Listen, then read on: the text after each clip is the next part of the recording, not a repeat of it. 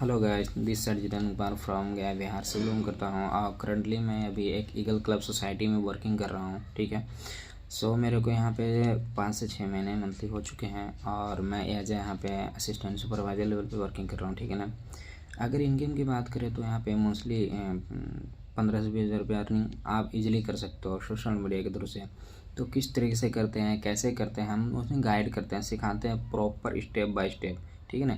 तो आप भी जाओ, आप भी करो, मेहनत करो और आगे डिसीजन बनाइए कि हमें भी ईगल क्लब के पार्ट बनना है। किस तरीके से हमें करते हैं तो उस तरीके से अगर आपको सीखना होला तो आप फ्री टाइम में, तो पूरी दुनिया यूज करती है फ़ोन को लेकर, बट क्या लगता है आपको इंस्टाग्राम से और फेसबुक से काफ़ी सारे जो सोशल प्लेटफॉर्म हैं उनके थ्रू से कभी कोई अर्निंग करते हैं? लोग करते भी हैं, अच्छी खासी इनकम भी कमा रहे हैं, लेकिन हम कुछ नहीं कर पा रहे हैं। क्यों नहीं कर पा हम? क्योंकि हम ऑलरेडी कुछ नहीं कर रहे हैं ना, सिर्फ टाइम पास कर रहे हैं।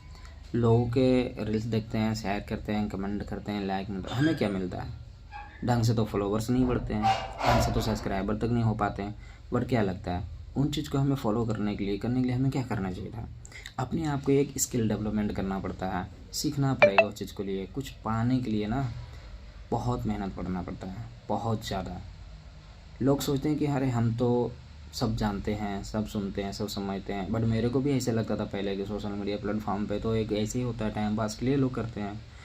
बट मैंने बहुत पहले सोचा था, सुना भी था और सोचा भी था कि यार लोग सब, जब मैं भी स्क्रॉल करता था तो कि देख इतनी मिनट में लोग 50,000 रुपये महीना अर्निंग कर रहे हैं, 20-20 हज़ार रुपये अर्निंग कर रहे हैं, कैसे करते हैं?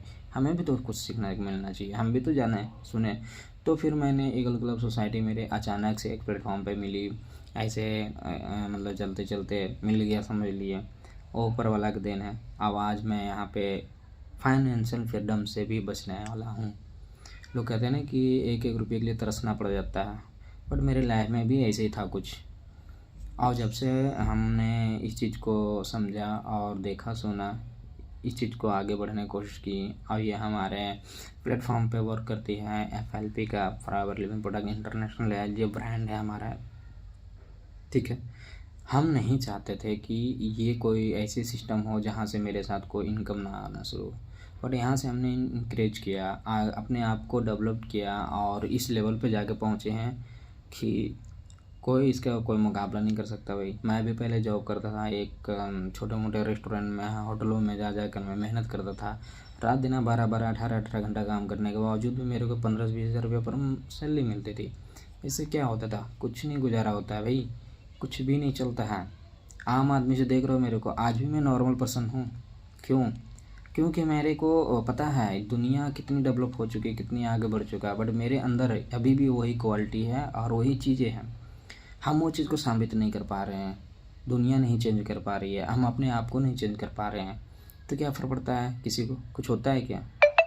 ना ही मेरे कुछ करने से चेंज होगा, ना आपको चेंज करने से मेरे को फ़र्क पड़ना। और जिसको जो करना होता है वो चेंज करते हैं, ऑटोमेटिकली करते हैं और पर्सनली करते हैं और सीरियस होकर करते हैं।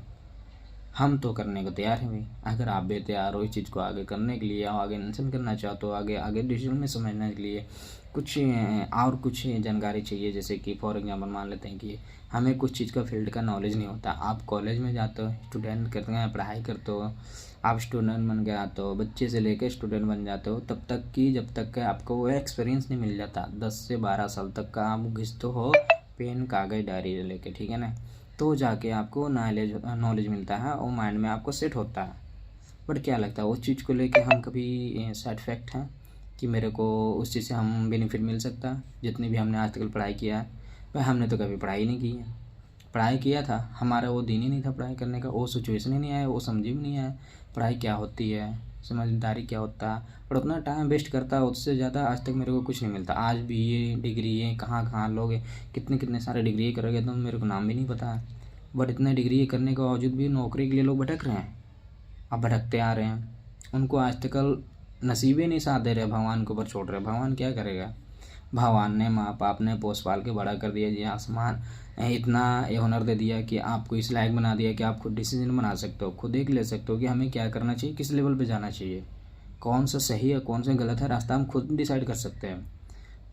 तो इसके लिए किसी का बिलीव नहीं कर सकते, किसी को थोप नहीं जमा सकते कि भाई तुम्हारा गलती से वजह से हमने ये नहीं कर पाया, या हमारा किस्मत ख़राब था, हमारा वो मोटिव नहीं था, तो उसकी बात ही अलग है ना।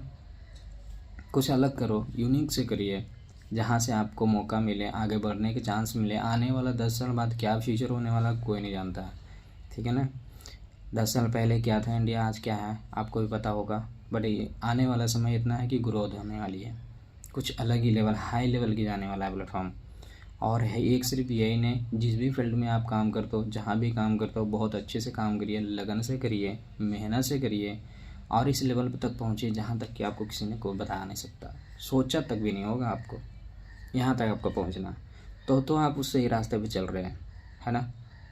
हमने भी बहुत कोशिश की थी, और लगभग बहुत से मुश्किल से मैंने अपना लेवल को डन किया था, और बहुत तकलीफ़ आई थी, बहुत परेशानियाँ हुई थी, बहुत समझदारी थी। उस समय नहीं था उतना नॉलेज भी नहीं था, एक्सपीरियंस भी नहीं था, तो सोचने समझने के लिए टाइम भी नहीं रहता था मेरे पास कि मैं क्या करूँ क्या करूँ, मतलब कि माइंड में बेचैनी से होते रहता था।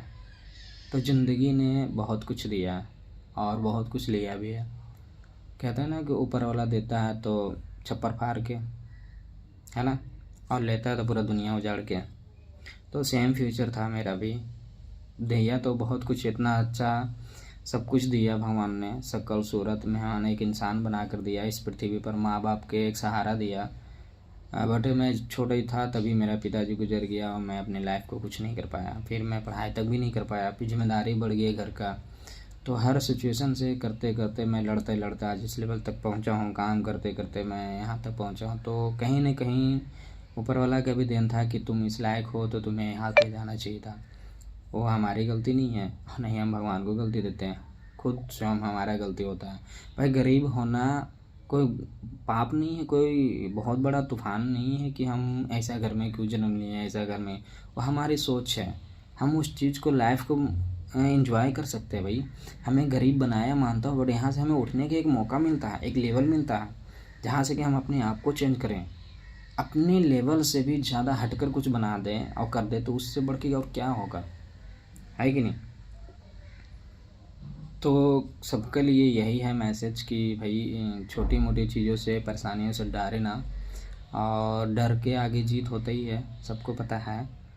और डरने के ख्वाब में लोग सपना देखना बंद कर देते हैं डर के आगे से, और डर से सामना कर लेते हैं, जहाँ पे पता है कि इस रोड पे जाने से मेरे को तकलीफ़ें हो सकती है, कांटे बिछी हुई है, बट उस कांटों पे आज हमारे लिए चुभ रहा है, बट आने वाला समय के लिए नहीं चुभेगा। अगर हम उस रास्ते से नहीं गुजरते हैं तो फिर मेरे हमेशा हमेशा के लिए चुभता रहेगा, क्योंकि हम उस रास्ते को छोड़कर किसी दूसरे रास्ते को अपनाया लिया, ठीक है ना। तो इस चीज़ को फ़ैसला आपको करना है, डिसाइड आपको लेनी है, कंप्रोमाइज़ नहीं करना है। ज़िंदगी लाइफ एक समय के लिए मिलती है, हमेशा नहीं मिलता है। अपनी फैमिली, अपने माँ बाप के लिए सपोर्ट करो, और उनके फैमिली का एक मेम्बर बनकर ऐसा ज़िंदगी गुजार के दिखा दो कि दुनिया में कोई आज तक आपके अलावा कोई नहीं किया। आप हो, आप वो कर सकते हो, आप एक यूनिक्स हो, जो आप कर सकते हो कोई नहीं कर सकता, जो मैं कर सकता हूँ वो कोई नहीं कर सकता। बट हाँ, इंसान और माइंड और दिमाग चल जाए ना तो दुनिया में बहुत कुछ कर सकते हैं। तो इसके लिए टेंशन ना लें, आगे बढ़ें, ज़िंदगी के लिए एंजॉय करके जिए खुशी खुशी से।